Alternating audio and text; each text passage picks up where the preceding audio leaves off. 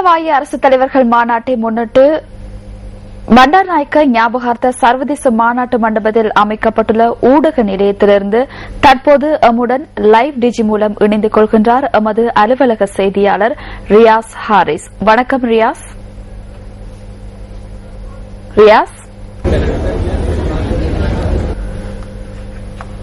வணக்கம் சந்திரிகா. பொதுநலவாய ஊடக மத்திய நிலையத்திலிருந்து நாங்கள் தொடர்பினை ஏற்படுத்துகின்றோம். உலகை ஒன்றுபடுத்தும் தேசம், இதுதான் இம்முறை பொதுநலவாய மாநாட்டின் துணிப்பொருள். இந்த துணிப்பொருளை கொண்டு 2013ஆம் ஆண்டுக்கான பொதுநலவாய மாநாடு தாமரை தடாகம் மஹிந்த ராஜபக்ச கலையரங்கில் இன்று கோலாகலமாக ஆரம்பமானது.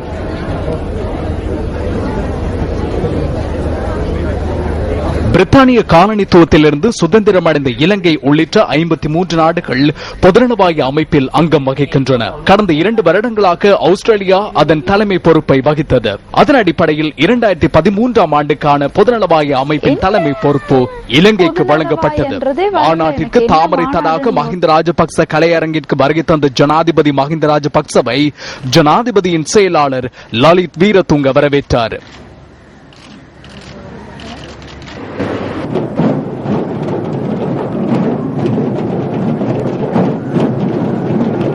அதன் பின்னர் இந்த மாநாட்டில் பங்கேற்பதற்காக வருகை தந்த சர்வதேச நாடுகளின் அரசு தலைவர்கள் மற்றும் ராஜதந்திரிகள் உள்ளிட்ட முக்கிய பிரமுகர்கள் தாமரை தடாக மஹிந்த ராஜபக்ச கலையரங்கிற்கு வருகை தந்தனர்.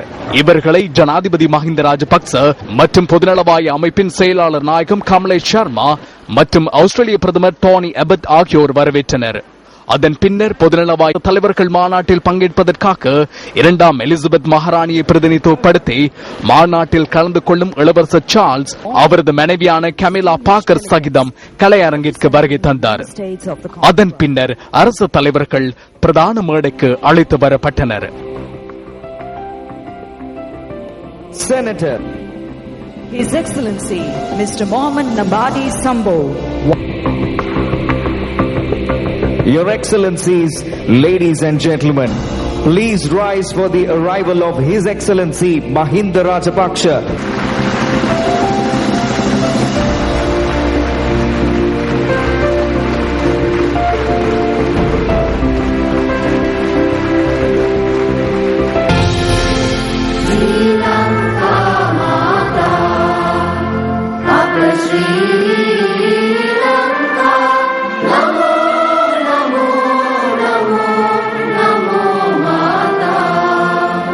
நிகழ்வில் இலங்கையின் பிரபல கலைஞர்கள் ஒன்றிணைந்து அரசு தலைவர்களை வரவேற்றனர்.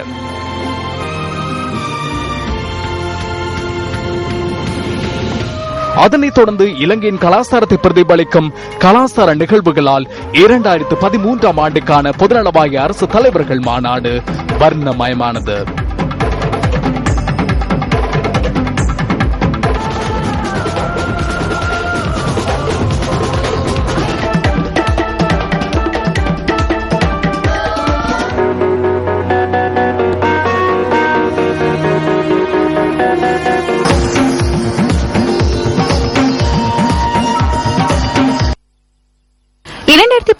பொதுநலவாய அரசு தலைவர்கள் மாநாட்டிற்கு வருகை தந்த பிரதிநிதிகளை ஜனாதிபதி மஹிந்த ராஜபக்ச வரவேற்றார். இந்த மாநாட்டிற்கு தலைமை தாங்க கிடைத்தமை இலங்கைக்கு வரலாற்று முக்கியத்துவம் வாய்ந்த ஒரு நிகழ்வாகும். அது மட்டுமல்ல, 24 வருடங்களுக்கு பின்னர் பொதுநலவாய மாநாடு ஆசிய வலயத்தில் நடைபெறுகின்றமையும் கௌரவத்துக்குரிய ஒரு விடயமாகும். பொதுநலவாயத்தின் 8 ஸ்தாபக நாடுகளில் ஒன்றான இலங்கையில் இந்த மாநாடு நடைபெறுவதானது பெருமைக்குரிய விடயமாகும். பொதுநலவாய அமைப்பு மற்றும் உறுப்பு நாடுகள் அந்தந்த நாட்டு மக்களின் தேவைகளுக்கு உணர்வு பூர்வமான முக்கியத்துவம் கொடுக்க வேண்டுமே தவிர வெறுமனே தண்டனை வழங்கும் ஒரு அமைப்பாகவோ அல்லது தீர்ப்பளிக்கும் ஒரு அமைப்பாகவோ இருக்கக்கூடாது.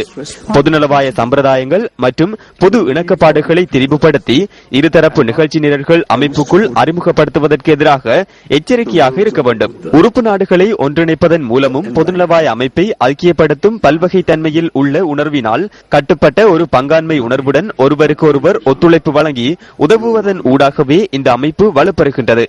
இறுதியாக புத்த பகவானின் உபதேசம் ஒன்றை கூற விரும்புகிறேன். Avikkeya katani akatanicha. Let not one take notice of faults of others or one in our country. For one sunlight, may the noble fulgence bless you. பொதுநலவாய அமைப்பின் செயலாளர் நாயகம் கமலேஷ் சர்மா இன்றைய ஆரம்ப நிகழ்வின் போது உரையாற்றியிருந்தார். மிகவும் சிறப்பான நிலைமையை உருவாக்கியமைக்கு இலங்கை அரசாங்கத்துக்கு நாம் நன்றி தெரிவிக்கின்றோம். பொதுநலவாய அமைப்பின் அங்கத்துவ நாடு என்ற வகையில் தமது பலத்தையும் பொறுப்பையும் இலங்கை இன்று வெளிப்படுத்தியுள்ளது. மாநாட்டின் தலைமைத்துவத்துக்காக இலங்கை எந்த அளவு பொறுப்புடன் செயற்படுகிறது என்பது இதன் மூலம் வெளிப்படுகின்றது. ஒரு குடும்பம் போன்று நெருங்கி செயற்படவும் முன்னோக்கி செல்லவுமே நாம் இங்கு அழைக்கப்பட்டுள்ளோம்.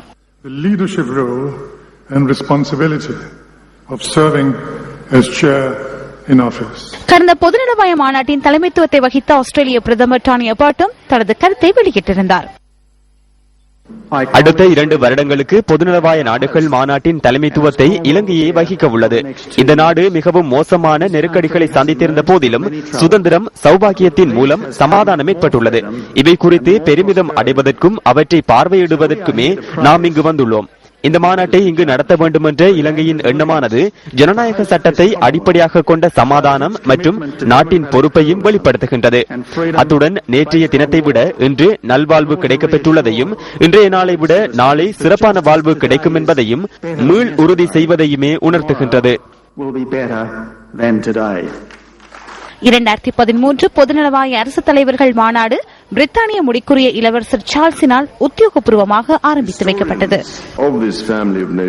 அமைப்பு என்ற ரீதியில் அதன் விசேட தன்மை மற்றும் உள ரீதியாக உயர் மட்டத்தில் செயற்படுவது எவ்வாறு என வரலாற்றில் வாழ்ந்த பல்வேறு இனத்தவர்களால் கட்டியெழுப்பப்பட்ட இந்த குடும்பம் மற்றும் அதன் வரலாறு எமக்கு கற்றுத் தந்துள்ளது. பொதுநலவாய அமைப்புக்கு உலக நாடுகளின் பிரச்சினைகளின் தீர்வினை தேடி ஆராய்கின்ற தன்மை காணப்படுவதாக இந்த மாநாட்டில் கலந்து கொண்டுள்ள சிரேஷ்ட நாடுகளின் தலைவர்கள் போன்று பிரதமர் நேருவும் சுட்டிக்காட்டினார். இதனாலேயே இன்று இந்த சந்தர்ப்பத்தில் நாம் அனைவரும் கூடியுள்ளோம். பொதுநலவாய அமைப்புக்கு பிரச்சினைகளை தீர்த்து வைக்கக்கூடிய தன்மை மற்றும் பொதுமக்களுக்கு சிறந்த எதிர்காலத்தை பெற்றுக் கொடுக்கக்கூடிய ஆளுமை காணப்படுகின்றது. பொதுநலவாய அமைப்பின் தலைவர் என்ற வகையில் பிரித்தானிய மகாராணியார் தமது வாழ்த்துக்களை கூறியுள்ளார். அவர் சார்பாக பொதுநலவாய அரசு தலைவர்கள் மாநாட்டை ஆரம்பித்து வைப்பதில் மிகுந்த மகிழ்ச்சி அடைகிறேன்.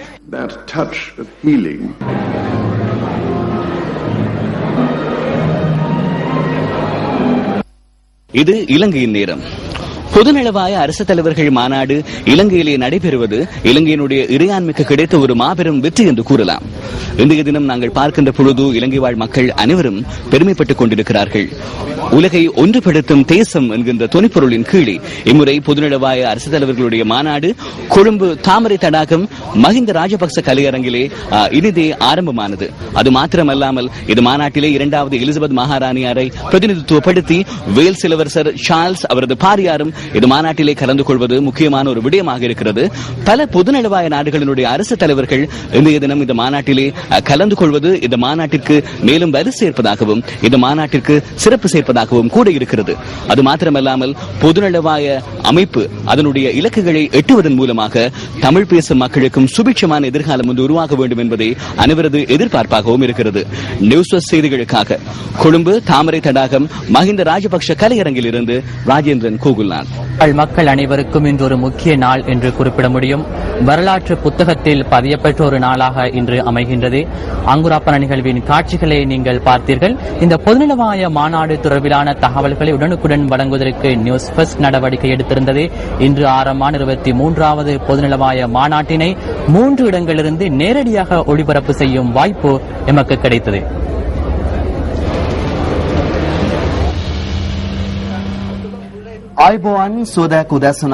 அரசு தலைவர்கள் மாநாடு ஆரம்பிக்கப்பட்ட வேளையில் தாமரை தடாகம் மஹிந்த ராஜபக்ச மாநாட்டு மண்டபத்திலிருந்து மும்மொழிகளிலும் செய்தி வழங்குவதற்கான வாய்ப்பு எமக்கு கிடைத்தது. அதேவேளை கொழும்பு பண்டார்நாயக்க சர்வதேச ஞாபகார்த்த மாநாட்டு மண்டப வளாகத்திலிருந்தும் நேரடி தகவல்களை வழங்கும் வாய்ப்பு எமக்கு கிட்டியது. அத்துடன் கொழும்பில் உள்ள எமது நியூஸ் ஃபர்ஸ்ட் பிரதான அலுவலகத்திலிருந்து மும்மொழிகளிலும் மாநாடு தொடர்பான விளக்கங்களுடன் விசேட ஒளிபரப்பு நேரடியாக ஒளிபரப்பு செய்யப்பட்டது. இந்த மாநாடு குறித்த மேலதிக தகவல்களை அறிந்து கொள்ள www.newsfirst.lk என்ற எமது இணையதளத்திற்கு பிரவேசியுங்கள். தாமரை தடாகம் மஹிந்த ராஜபக்ச அரங்கில் ஆரம்பமான அங்குராப்பன நிகழ்வின் பின்னர் அரச தலைவர்கள் பண்டார்நாயக்க ஞாபகார்த்த மாநாட்டு மண்டபத்துக்கு வந்தனர். அங்கு நடைபெற்ற நிறைவேற்று குழு கூட்டத்தில் இவர்கள் கலந்து கொண்டனர். நிறைவேற்று குழு கூட்டம் பண்டாரநாயக்க சர்வதேச மாநாட்டு மண்டபத்தில் நடைபெற்றது. இந்த கூட்டத்தின் பின்னர் அரச தலைவர்களுக்கும் இளைஞர்களுக்கும் இடையிலான சந்திப்பொன்றும் நடைபெற்றது.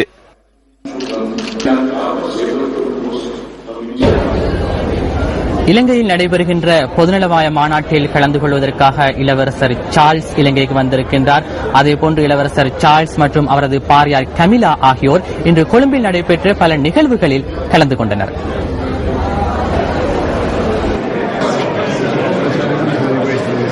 பொதுநலவாய அரசு தலைவர்கள் மாநாட்டை முன்னிட்டு நடாத்தப்படுகின்ற வர்த்தக மாநாட்டில் பங்கேற்ற வர்த்தக தலைவர்களை இளவரசர் சார்ல்ஸ் இன்று சந்தித்து கலந்துரையாடல்களில் ஈடுபட்டார்.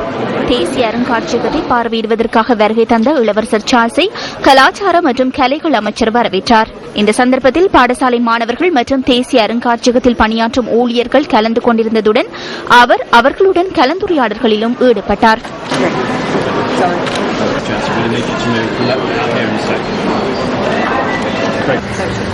இதேவேளை இளவரசர் சார்ல்ஸின் பாரியாரான கமிலா பாக்கர் கொழும்பு பொது நூலகத்தில் இடம்பெற்ற நிகழ்வு ஒன்றில் கலந்து கொண்டார். பாடசாலை மாணவர்களுக்காக நடாத்தப்படுகின்ற சித்திர போட்டியை பார்வையிட்டதுடன் சிறார்களுடன் கலந்துரையாடல்களிலும் ஈடுபட்டார். கொழும்பு மாநகர சபையினால் ஏற்பாடு செய்யப்பட்ட 2013ஆம் ஆண்டுக்கான சான்றிதழ் வழங்கும் நிகழ்வுக்கு இளவரசர் சார்ல்ஸின் பாரியார் தலைமை தாங்கினார்.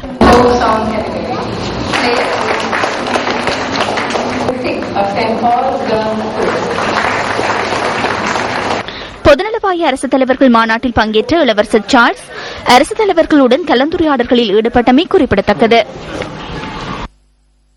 அவர்களை எமது நியூஸ் ஃபர்ஸ்டின் ட்விட்டர் வலைப்பூடாக பெற்றுக் கொள்ள முடியும்.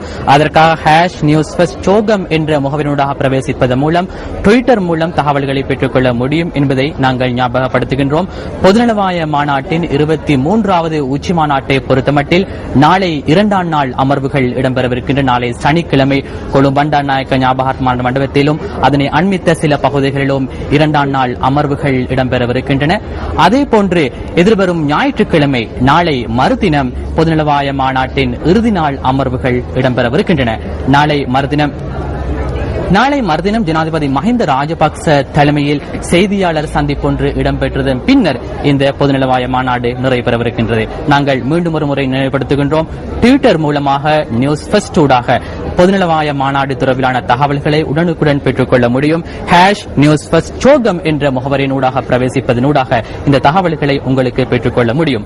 அனைவரும் எதிர்பார்த்திருந்த பெரும் எதிர்பார்ப்புகளுக்கு மத்தியில் 23வது பொதுநலவாய மாநாடு இன்று கொழும்பில் மிகவும் கோலாகலமாக ஆரம்பமாகி தற்பொழுது நடைபெற்றுக் கொண்டிருக்கின்றது. எனவே இது தொடர்பிலான தகவல்களை உடனுக்குடன் வழங்குவதற்கு தொடர்ந்தும் நியூஸ் ஃபர்ஸ்ட் தயாராக இருக்கின்றது. பண்டார் நாயக்க ஞாபகார்த்த மாநாடு அமைக்கப்பட்டிருக்கின்ற ஊடக மத்திய நிலையத்திலிருந்து நாங்கள் தகவல்களை வழங்குவதற்கு தயாராக இருக்கின்றோம். எனவே தொடர்ந்தும் நியூஸ் ஃபர்ஸ்டோடு இணைந்திருங்கள். பிரதான செய்திகளோடு சந்திரிகா ஆறுமுகம். லைவ் டிஜி மூலம் எமக்கு நேரடியாக தகவல்களை வழங்கியமைக்கு நன்றி ரியாஸ்.